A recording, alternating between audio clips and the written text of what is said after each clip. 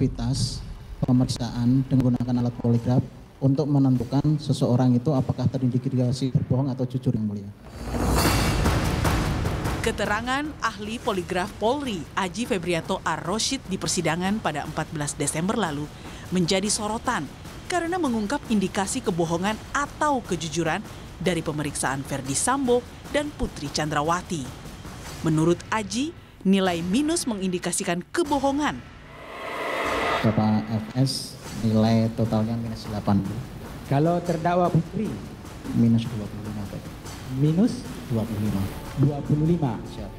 Dari scoring yang Anda sebutkan tadi, itu menunjukkan indikasi apa? Apakah bohong atau jujur? Hasil plus berarti mengindikasikan seorang terperiksa NDI, tidak terindikasi berbohong. Kalau terdakwa Sambo apa? Terindikasinya apa? Minus, terindikasi berbohong. Kalau terdakwa Putri? Terindikasi berbohong.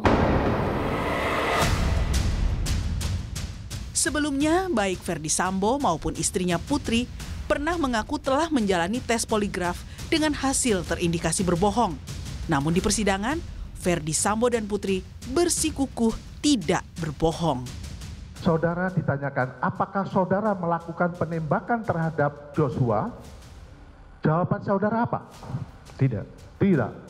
Sudahkah hasil yang saudara ketahui? Sudah. Apa? Tidak jujur.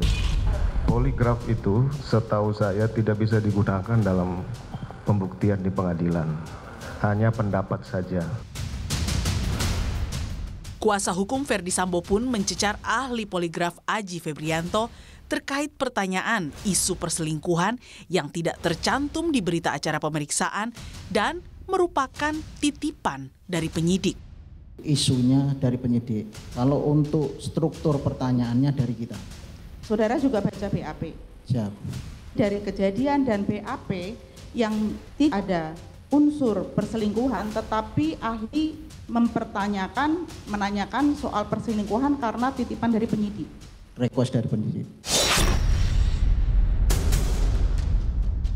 Dari 5 terdakwa kasus pembunuhan berencana Brigadir Yosua Huta Barat, hanya 2 terdakwa yang hasil tes poligraf terindikasi tidak berbohong, yakni Richard Eliezer dan Ricky Rizal. Sementara Kuat Ma'ruf juga terindikasi berbohong saat menjawab tidak melihat Ferdy Sambo menembak Yosua. Bahwa saya sudah jujur kalau saya tidak melihat, tapi di poligraf kok masih berbohong gitu aja. Ya. Terima kasih Yang Mulia. Ferdy Sambo, Putri Chandrawati, dan Kuat Ma'ruf bisa saja membantah hasil tes poligraf. Yang jelas, poligraf memiliki cara kerja sendiri untuk mengukur seseorang terindikasi berbohong atau tidak, sehingga digunakan kepolisian untuk penyelidikan tindak pidana.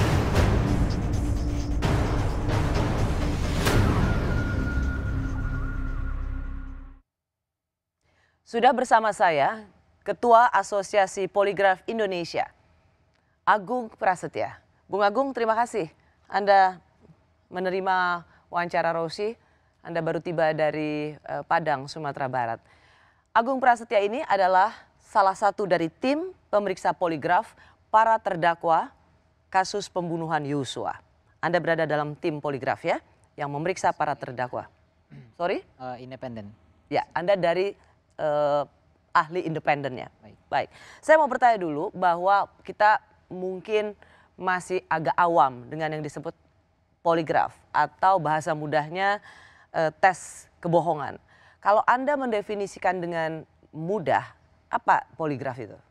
Sebetulnya kalau kita definisikan secara lebih awam lagi, itu adalah tes konfirmasi sebetulnya. Mengkonfirmasi seseorang ini apakah dia berbohong atau tidak.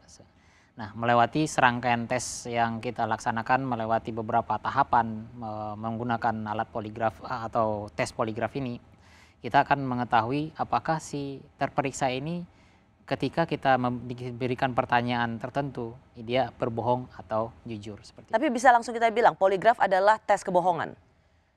Tes kebohongan dengan catatan adalah tes itu dimaknai dengan suatu serangkaian proses seperti itu.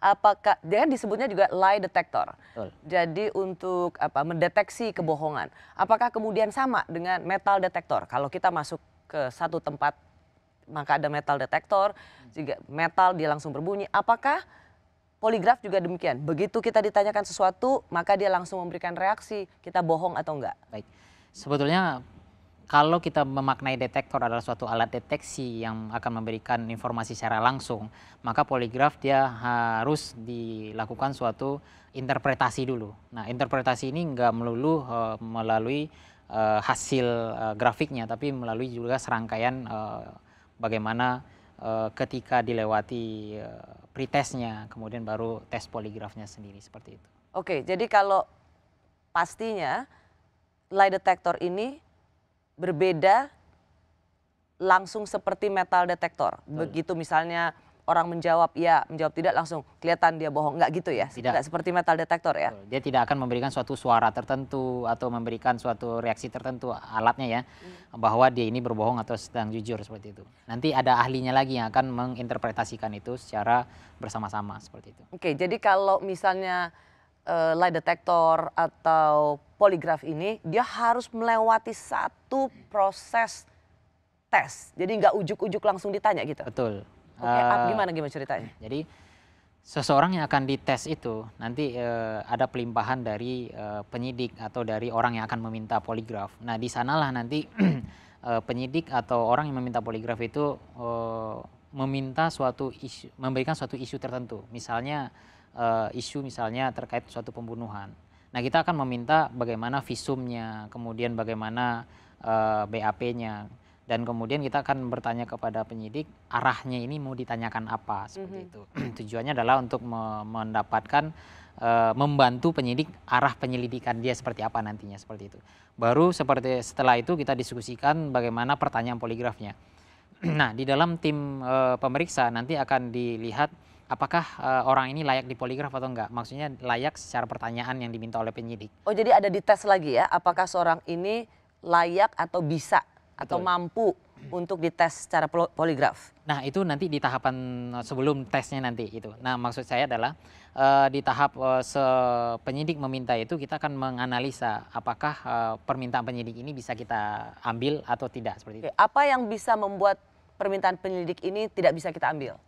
Contohnya adalah misalnya kadang-kadang ada penyidik itu meminta pertanyaan terbuka. Misalnya dipasangi alat, nanti penyidik akan bertanya secara pertanyaan kayak seperti wawancara. Nah, itu tidak bisa kita lakukan. Tidak bisa ya. Jadi poligraf itu memang hanya ya atau tidak? Ya atau tidak, dan itu spesifik untuk satu isu tertentu, seperti itu. Misalnya pembunuhan, ya pembunuhan. Nanti kita lihat visumnya adalah misalnya pemukulan ke arah kepala misalnya. Makanya kita akan memberikan pertanyaan apakah si terperiksa ini memukul kepala si A, seperti itu. Ini kan masih menjadi kontroversi poligraf dan dianggap bahwa keilmuan ini yang Anda miliki ini untuk mendeteksi kebohongan melalui serangkaian proses ini sesuatu yang tidak dapat diandalkan. Apa tanggapan Anda? Baik, saya ambil kata-katanya Pak Aji. Dia bilang bahwa ilmu itu pasti memiliki kontroversi, itu yang pertama. Yang kedua adalah poligraf ini berangkat dari serangkaian penelitian ilmiah yang dilakukan di Amerika, khususnya di Asosiasi Poligraf Amerika telah melakukan banyak penelitian. Terkadang untuk menegakkan satu metodologi poligraf tertentu, misalnya kita menggunakan di sini adalah Utah ZCT. Utah ZCT ini memiliki akurasi 93%. Nah, sekelompok peneliti ini ketika melakukan penelitian itu tidak ujuk-ujuk mengeluarkan statement 93%. Enggak. Dia akan mengeluarkan bentuk jurnal bahwa dia melakukan poligraf seperti ini metodologinya. Nanti orang-orang ahli poligraf dari seantero dunia dia akan melakukan pemeriksaan poligraf menggunakan metode itu. Nanti dari pemeriksaan yang berkali-kali yang ada replikasinya, disitulah muncul akurasi tersebut. Seperti itu. Jadi akurasi itu bukan didapatkan berdasarkan klaim sepihak, tapi itu adalah berdasarkan replikasi penggunaan di lapangan. Bagaimana hasil tersebut mencapai tingkat akurasi 93%. Ya. Anda juga menjadi salah satu tim pemeriksa poligraf para terdakwa kasus pembunuhan Joshua. Anda ikut memeriksa Putri Chandrawati, memeriksa hasil poligraf Verdi Sambo, Kuat Makruf, Ricky Rizal. Itulah Anda harus juga, apakah kemudian saya mau bertanya begini, apa saja rangkaian proses yang harus Anda lakukan pada mereka? Oke. Pertama kita akan menyodorkan suatu agreement bahwa dia mau diperiksa atau tidak gitu. Nanti dia tanda tangani. Kalau misalnya tidak mau menandatangani berarti dia menolak untuk pemeriksaan. Dan dari semua terdakwa ini mereka semuanya harus ada persetujuan dulu. Kalau misalnya sudah ditandatangani berarti semuanya setuju. Nah setelah itu baru kita lakukan tahap berikutnya adalah untuk persiapan di dalam ruangan poligraf. Anggap kita sudah menyiapkan semuanya, kemudian kita lakukan proses pretest atau wawancara. Nah di proses wawancara inilah kita akan menerangkan bagaimana cara kerja poligraf, kemudian kita gali tentang kesehatannya, tentang riwayat sosialnya. Pada semua terdakwa? Pada semua terdakwa. Dan yang pada terakhir, waktu itu mereka masih jadi tersangka ya? Masih di Bareskrim? Betul. Nah yang terakhir adalah di wawancara itu kita akan melakukan wawancara naratif. Naratif itulah kita meminta si terperiksa untuk berbicara tentang kronologi kejadian di suatu tempat yang akan misalnya di waktu itu di Magelang. Kita akan minta untuk cerita versi dari terperiksa seperti itu. Baru masuk ke tes poligraf ya dan tidak. Betul. Setelah pemeriksaan wawancara tadi, kita lakukan namanya tes awal atau Akutin test atau Numstim test, di mana tujuannya adalah untuk memastikan si terperiksa ini sudah terbiasa dengan penggunaan alat, kemudian untuk memastikan bagaimana pola reaksi si terperiksa ini ketika jujur maupun ketika berbohong, dan untuk memastikan bahwa terperiksa ini layak di poligraf atau tidak. Gitu. Kalau memang tidak layak, kita nggak bisa melakukan tes poligraf berikutnya. Singkat cerita, dari semua tersangka yang waktu itu Anda ikut menjadi bagian dari tim pemeriksa poligraf kasus pembunuhan Yosua ini, berapa lama tuh mengetes mereka? Kalau untuk wawancaranya sendiri kadang-kadang bisa lebih dari 3 jam, kadang bisa 4 jam seperti itu. Jadi nggak ujuk-ujuk ya? Apakah Anda berselingkuh dengan almarhum? Nggak ujuk-ujuk pertanyaan? Nggak bisa. Karena itu suatu kesalahan yang fatal, nggak sesuai dengan SOP yang ditetapkan oleh Asosiasi Poligraf Amerika. Itu satu dari begitu banyak pertanyaan. Betul. Oke, di belakang saya kalau Anda lihat ini alat yang biasa dipakai untuk tes poligraf. Dan saya akan mencoba melihat seperti apa alat ini bekerja. Saya masih bersama Agung Prasetya, ia adalah Ketua Asosiasi Poligraf Indonesia. Ia banyak diminta untuk menjadi tenaga ahli dalam memeriksa tes kebohongan atau poligraf. Ia juga menjadi salah satu dari tim pemeriksa poligraf bagi para tersangka sebelumnya dalam kasus pembunuhan Yosua. Bung Agung, saya ingin memberikan gambaran pada penonton Rosi seperti apa alat poligraf, bagaimana Anda melakukannya. Sebelumnya boleh saya terangin masing-masing alat ini apa? Oke. Ini adalah alat untuk sensor untuk pernafasan. Ada pernafasan di dada dan di perut. Coba Anda ini angkat gitu. Oke. Ini seperti ini dia. Ambil langsung dipasang aja Bung Agung. Oh langsung ya. Baik. Biasanya memang mereka yang diperiksa duduk seperti ini? Duduk seperti ini, dalam artian senyaman mungkin. Senyaman mungkin. Tapi sebelum duduk senyaman mungkin, kita akan meminta izin untuk memeriksa. Karena izin itu wajib. Jangan sampai nanti kita nggak diizinkan dan ujuk-ujuk kita melakukan pemasangan, nanti itu bisa. Itu yang tadi Anda bilang harus ada kesediaan ya. Betul, dari yang terperiksa untuk mengikuti tes poligraf ini. Betul. Oke. Sebelum pemeriksaan kita pastikan dulu tidak ada aksesoris yang melekat di tubuh. Cincin, jam, gelang, tidak usah. Tapi masih ada anting saya? Nggak apa-apa. Oke. Intinya nggak ada yang menghalangi di bagian dada ke bawah. Gitu. Baik, silakan. Oke, Bu Rosi, saya mohon minta izin untuk memasangkan alat poligraf. Boleh seperti ini dulu. Oke, saya mohon izin.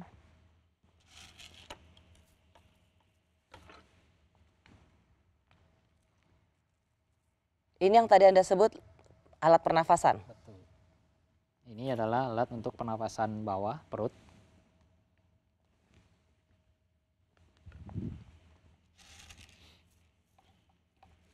Kemudian ini adalah untuk sensor pernapasan dada.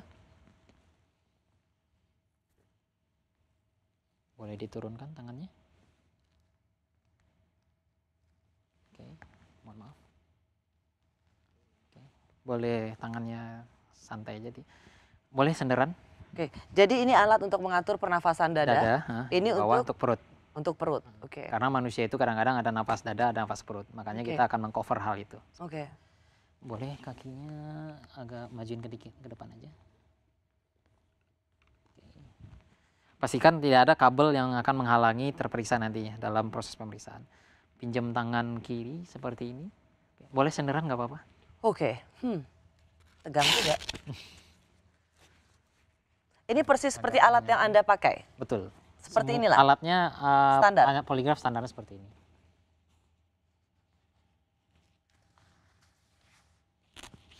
Oke, boleh diturunkan tangannya. Oke. Kemudian yang tadi itu adalah untuk sensor blood pressure atau kardio. Kemudian kita akan menggunakan sensor electrodermal activity. Boleh diturunkan aja nggak apa-apa. Ini adalah sensor keringat. Oke. Sensor keringat di jari ya? Di jari. Oke.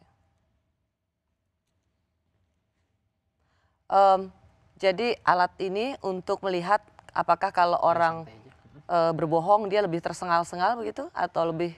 Kita melihat pola reaksi. Oke. Jadi manusia itu ada pola reaksinya, bagaimana itu yang kita nilai nanti. Nah, orang yang masuk ruangan poligraf itu, baik dia berbohong, orang yang mau berbohong atau orang yang mau jujur itu akan memiliki kadar gugup yang sama gitu. Gugupnya itu maksudnya adalah secara dasar dia akan pasti tidak nyaman dengan situasi ruangan poligrafnya, ada alatnya. Kemudian dia pasti akan berpikir dalam kepalanya itu, saya mau diapakan, saya mau ditanyakan apa, kemudian saya bisa lulus tes poligraf atau tidak, seperti itu. Kemudian kalau orang yang memang ada niatan untuk berbohong dalam pemeriksaan poligraf, beban dia itu ada nambahnya lagi. Bebannya adalah dia takut untuk ketahuan berbohong. Nah, sehingga dia akan berusaha untuk memanipulasi bagaimana reaksi tubuhnya dia itu, seperti itu.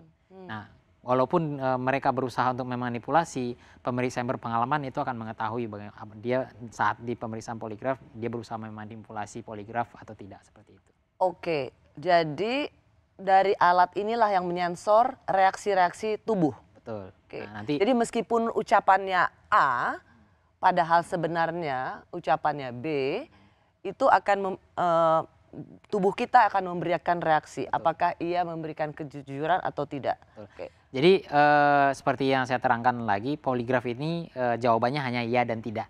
Nah, ketika dia menjawab tidak terkait dengan kejadian atau perkara tertentu atau permasalahan tertentu, ketika dia menjawab tidak, nah tidaknya inilah yang akan kita konfirmasi. Apakah tidaknya ini jujur atau tidaknya ini berbohong. Baik, gitu. Kita langsung aja Bung Agung. Baik.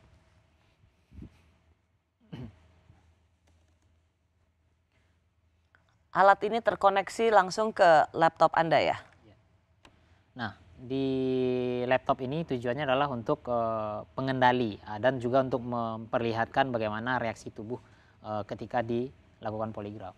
Nah, sebelum kita melaksanakan pemeriksaan poligraf, kita akan memberikan tekanan tertentu ke jantung atau ke lengan kirinya Bu Rosi.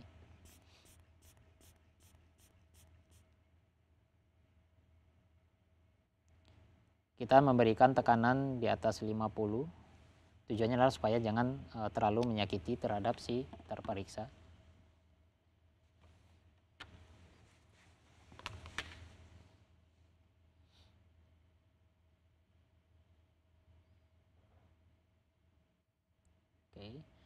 Oke, baik Bu Rosi, boleh kita mulai?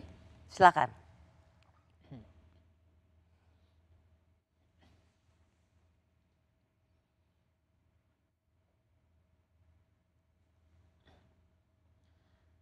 Tes dimulai, pandangan tetap ke depan, mohon untuk tetap tenang. Dengarkan pertanyaan dengan baik, fokus terhadap pertanyaan yang saya berikan. Jawab jujur setiap pertanyaan dengan jawaban ya atau tidak.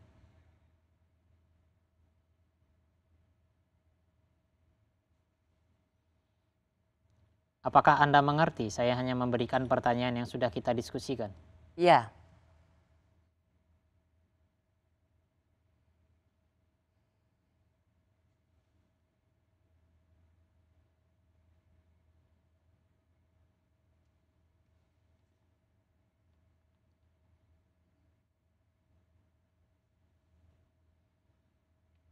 Berkaitan dengan kasus penilaian terhadap poligraf, apakah Anda akan menjawab 100% jujur?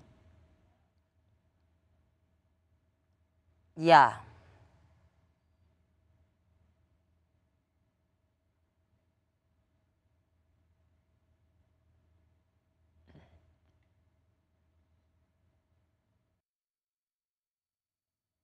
Seumur hidup, apakah Anda pernah berkata setidaknya satu kebohongan? Tidak.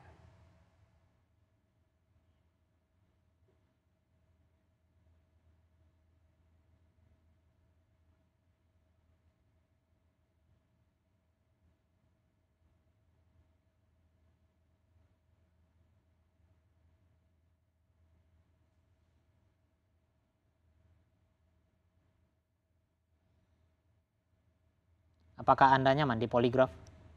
Tidak.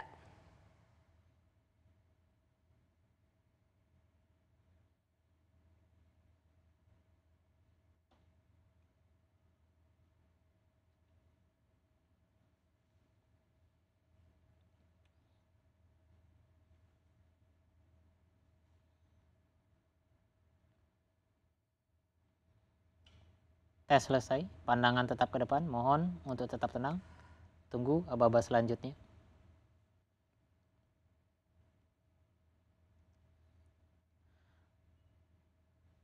Oke, setelah itu kita beri jeda untuk istirahat.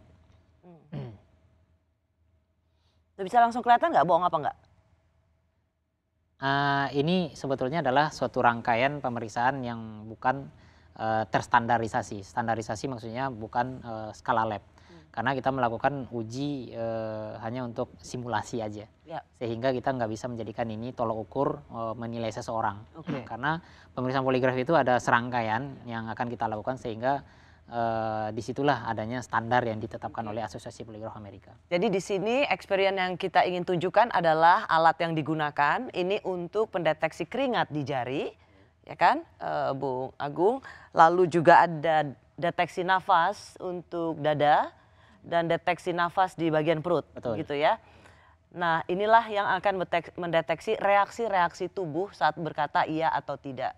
Tentu saja ini apa yang tadi Anda tanyakan pada saya tidak bisa menjadi referensi bohong atau tidak. Karena yang seperti tadi Anda katakan ini melalui seluruh rangkaian yang sangat panjang, bisa 3-4 jam. Ada pemeriksaan awal dulu gitu ya. Tapi tetap saya penasaran apa reaksinya. Mungkin bisa ngelihat di sini adalah, mungkin saya ngadep kemana nih? Gak apa-apa, situ aja. Jadi di sini Bacain aja. baik. Di sini ada pertanyaan yang kita highlight itu adalah pertanyaan kontrol. Di mana pertanyaan kontrol ini terkait dengan apa yang telah ditetapkan oleh John Reid waktu tahun 47. Tujuannya adalah untuk memberikan perimbangan terhadap pertanyaan relevan sebetulnya. Nah, di sini kita bandingkan pertanyaan relevan dan pertanyaan kontrol. Di mana ketika reaksi tubuh di kontrol itu lebih tinggi. Kontrol itu yang apa? Pertanyaannya misalnya apa? Seumur hidup tadi. Oke, saya bilang kan pernah berbohong atau tidak sekali gitu kan? Betul. Saya jawab tidak. Ya, betul. Oke, di situ? Di sini reaksinya tinggi gitu kan. Kalau ini dengan catatan ya, ini nggak bisa kita jadikan referensi. Kalau melihat dari sini kita melihatnya hasilnya itu adalah jujur bahwa adanya kekhawatiran pemeriksaan poligraf saat ini seperti itu. Yang pertanyaan relevannya adalah apakah Anda nyaman? Sorry. Kan tadi apakah Anda pernah berbohong paling tidak 1 kali? Saya bilang kan tidak. Seumur hidup. Nah, itu di sini reaksinya? Ada reaksi yang diberikan. Nah, kita lihat juga pertanyaan relevannya. Pertanyaan relevan ini, apakah Anda nyaman di poligraf, kan seperti itu. Nah, di sini yang akan kita bandingkan adalah tinggi reaksinya di kontrol dan tinggi reaksinya di relevan. Nah, kalau reaksi di kontrol itu lebih tinggi dari relevan, berarti dia jujur gitu, bahwa memang dia tentang nyaman di poligraf itu ya Tadi kan jawabannya apakah nyaman di poligraf? Tidak gitu kan. Nah, tidaknya itu adalah jujur, berarti dia nyaman-nyaman aja di poligraf saat ini, seperti itu. Ya, jadi dilihat dari reaksinya ya. Betul. Baik, kita akan masuk lagi ke pertanyaan seputar ribut-ribut hasil poligraf di sidang Sambo. Kami ingin menyampaikan bahwa sangatlah disayangkan dalam pembuktian yang dilakukan oleh Puslapor ini hanya berdasarkan isu kemudian titipan penyidik. Ahli harusnya mengetahui dampak yang ahli berikan terhadap hasil ini kepada keluarga saya. Tapi inilah faktanya yang mulia. Tidak ada hubungannya dengan perkara 340 ahli tanyakan ke istri saya. Saya hanya bisa menangis, tapi diminta untuk melanjutkan. Dan saya melanjutkan karena saya takut dibilang tidak kooperatif dalam pemeriksaan. Bahwa saya sudah jujur kalau saya tidak melihat, tapi di poligraf kok masih berbohong gitu aja. Ya. Terima kasih yang mulia. Masih bersama saya, ia adalah Ketua Asosiasi Poligraf Indonesia Agung Prasetya yang kerap membantu pemeriksaan kasus kriminal di kepolisian. Tadi sudah melihat bagaimana 3 terdakwa di persidangan protes lah terhadap hasil poligraf ini. Saya mau minta klarifikasi dari Anda karena Anda juga bagian dari tim pemeriksa poligraf bagi para terdakwa kasus pembunuhan Yosua. Yang dikatakan oleh Ferdy Sambo adalah bahwa apa yang Anda tanyakan itu hanyalah pertanyaan titipan penyidik. Saya mau klarifikasi, betul itu memang titipan penyidik semua pertanyaannya? Baik. Sebetulnya tujuan dari pemeriksaan poligraf ini adalah untuk menjadikan arah terang bagi penyidik bagaimana suatu kasus yang akan dia ungkap, seperti itu. Pertama itu. Yang kedua adalah mengenai titipan. Sebetulnya baik penyidik atau klien yang meminta untuk dipoligraf, untuk meminta dilakukan poligraf, itu mereka memang meminta untuk suatu case tertentu. Karena memang penyelidikan mereka di arah yang terkait dengan poligraf yang akan dilakukan. Jadi ketika kita melakukan maksud dari titipan tadi itu memang ada permintaan, permintaan untuk dibilang request dari penyidik. Ya, request dalam artian memang permintaan gitu. Tapi untuk request hasil poligraf itu tidak ada bisa di request. Jadi hasil poligraf itu tidak dapat diotak-atik dan tidak dapat dimanipulasi untuk hasil. Hasilnya, jadi penyidik nggak bisa mengintervensi, bikin hasilnya bohong ya, bikin hasilnya jujur ya, nggak bisa. Nggak bisa. Tapi saya mau klarifikasi dulu dari sisi pertanyaan. Apakah misalnya pertanyaan soal apakah Anda selingkuh itu memang titipan dari penyidik atau temanya itu memang request dari klien, struktur pertanyaan, bentuk pertanyaan itu murni dari para ahli poligraf. Baik, ketika ada pertanyaan misalnya gitu kan mengenai perselingkuhan, nanti tim pemeriksa akan menganalisa ini pertanyaan ini layak ditanyakan nanti atau enggak. Kalaupun layak, seperti apa nanti pertanyaan yang akan muncul. Nah nanti setelah didiskusikan ternyata misalnya layak, baru kita klarifikasi kepada penyidik atau pihak yang meminta bahwa ini bisa dipoligraf terhadap pertanyaan ini, seperti itu. Oke, jadi tidak melulu bisa langsung ahli poligraf ini didikte, ajukan pertanyaan ini ya, pakai ini ya, itu tidak bisa. Karena memang pernah ada suatu kejadian, ini di luar konteks ini ya, bahwa ada permintaan suatu penyidik atau permintaan dari suatu yang meminta pemeriksaan poligraf terkait kasus pembunuhan waktu itu. Dan penyidik meminta kasusnya itu diminta pertanyaan mengenai pengemplangan pajak atau adanya manipulasi pajak lah gitu. Nah saat itu kita nggak serta-merta menerima permintaan penyidik. Kita akan mengarahkan penyidik bahwa ini adalah suatu kasus pembunuhan. Sebaiknya kita melakukan pertanyaan yang terkait dengan itu yang lebih bagus. Ya, Anda ingin mengatakan bahwa ini bagian dari pengalaman Anda sebagai seorang ahli poligraf, integritas ahli dalam menerapkan keilmuannya itu tidak bisa diintervensi oleh siapapun. Baik, saya mau masuk juga karena tadi soal pertanyaan soal perselingkuhan dan itu terkait dengan apa yang terjadi di Magelang. Kita lihat dulu. Karena ada protes dari terdakwa, kenapa pertanyaan yang sangat personal itu ditanyakan? Ini dia. Yang periksa saudara Putri ini saudara atau Saudara ya, saudara ahli ya. Siap. Bagaimana waktu itu yang saudara ahli dengar waktu soal keberatan tanggal 7 itu, apa yang disampaikan Bu Putri? Beliau kan untuk menyampaikan kronologis di tanggal 7. Untuk tes poligraf itu? Untuk kronologisnya, untuk bukan kronologisnya. untuk tesnya. Betul. Ya, jadi kalau surat, saya kan tanya ini secara faktual, ya. Betul ada surat persetujuan. Betul. Tetapi yang bersangkutan menyampaikan untuk menceritakan keterangan tanggal 7, mana terjadi kekerasan seksual, yang bersangkutan menolak.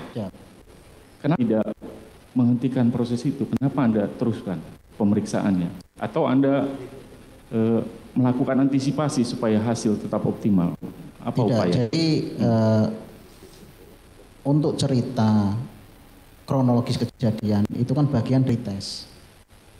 Kalau seseorang itu memang periksa memang tidak mau untuk menceritakan, ya itu hak terperiksa. Kita tidak bisa memaksa seperti itu.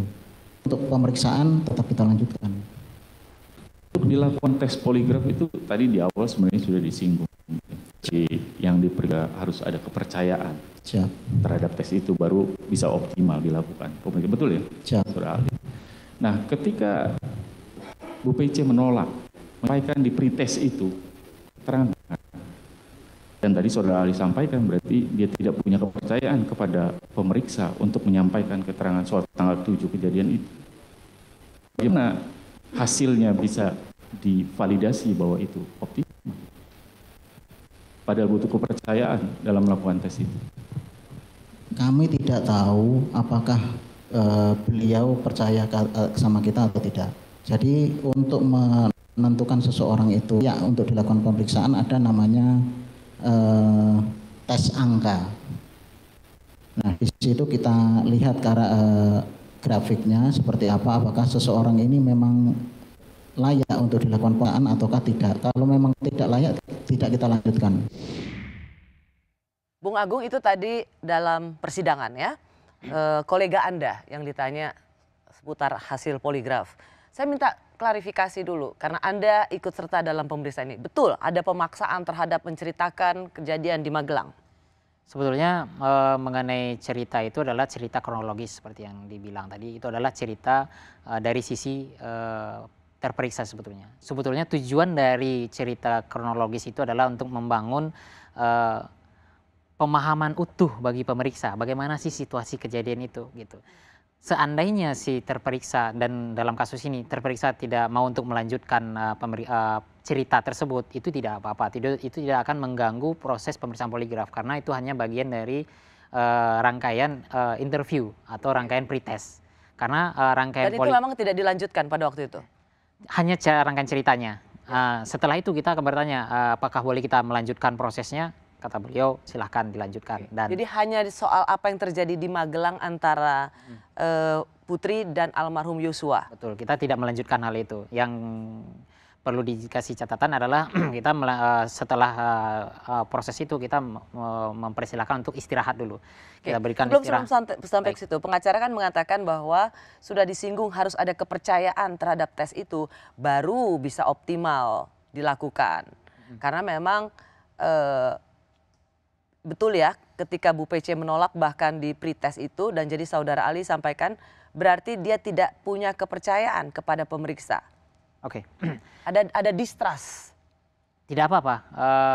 Mungkin di tengah jalan terjadi distrust, ketidakpercayaan terhadap pemeriksa.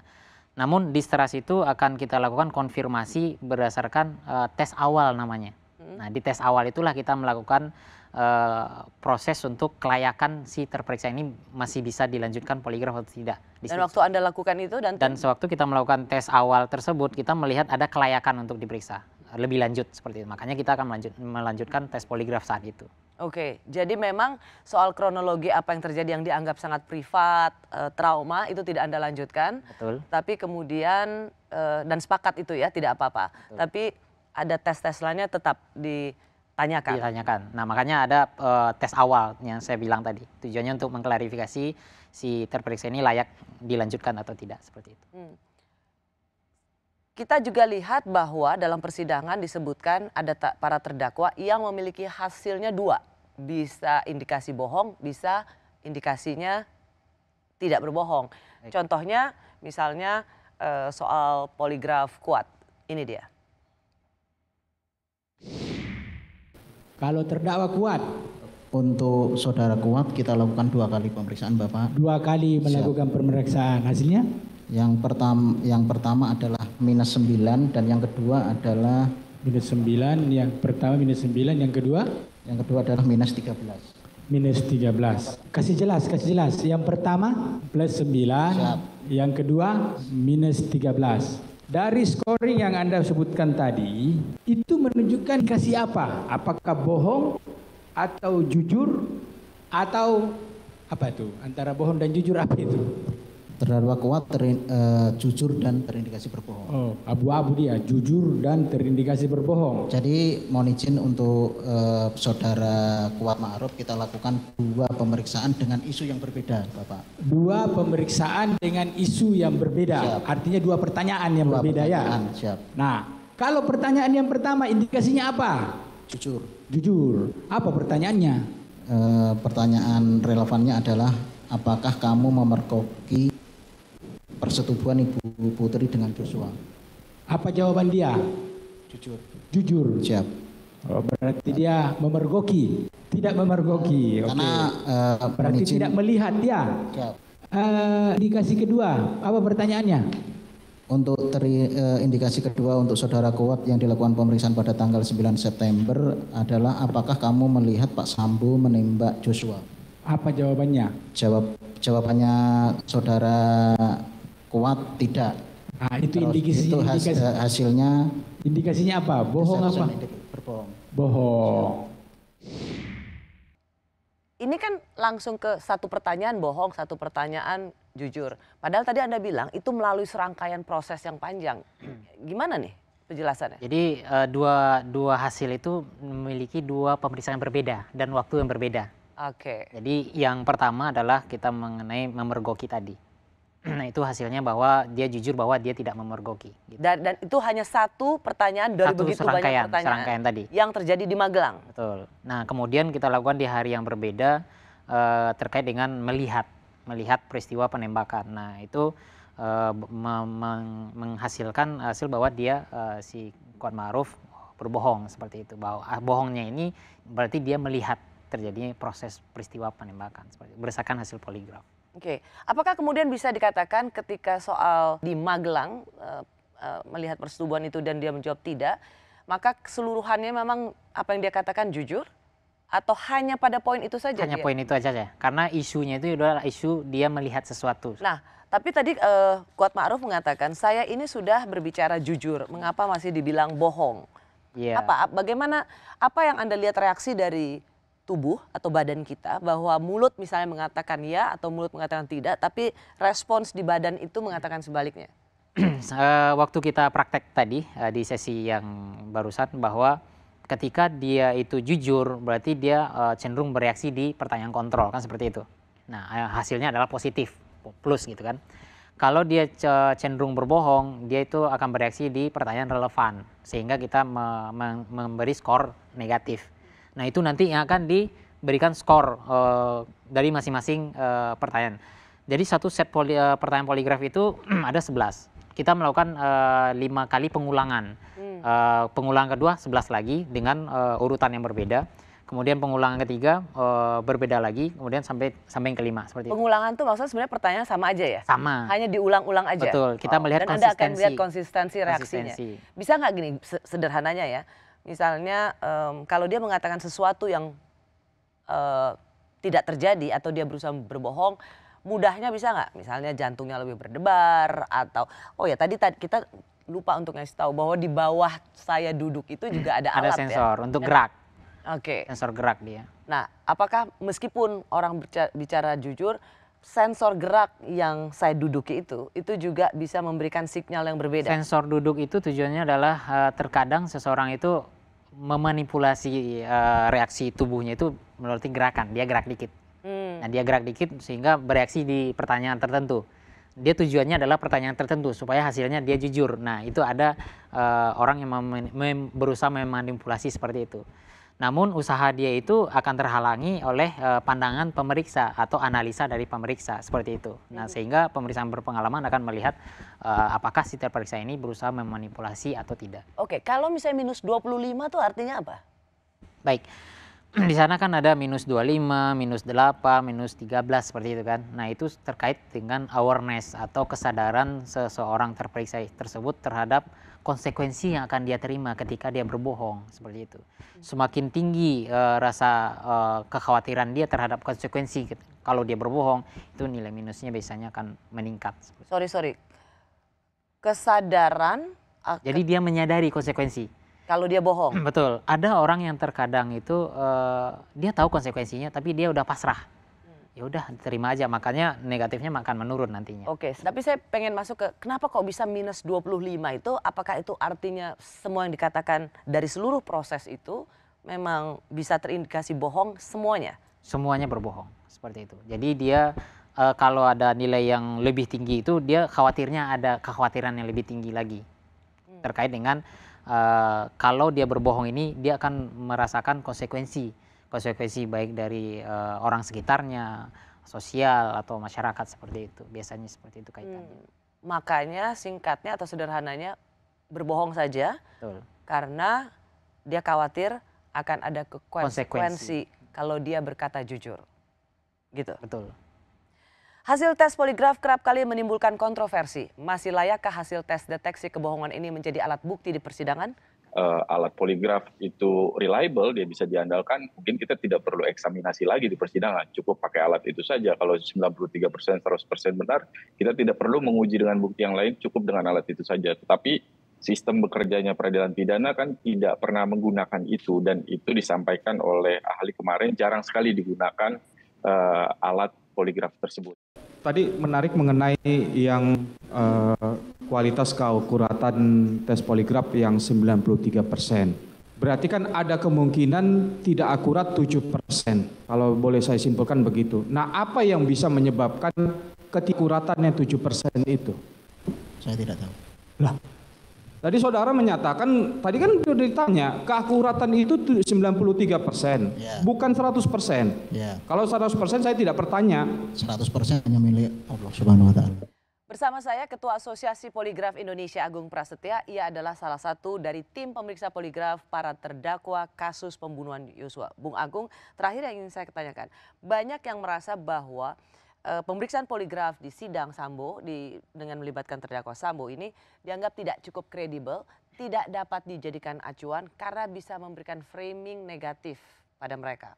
Apa tanggapan Anda? Baik, semua rangkaian pemeriksaan poligraf ini standarnya adalah Asosiasi Poligraf Amerika dan mereka melakukan penelitian dan itu ada standar saintifik atau standar ilmiahnya.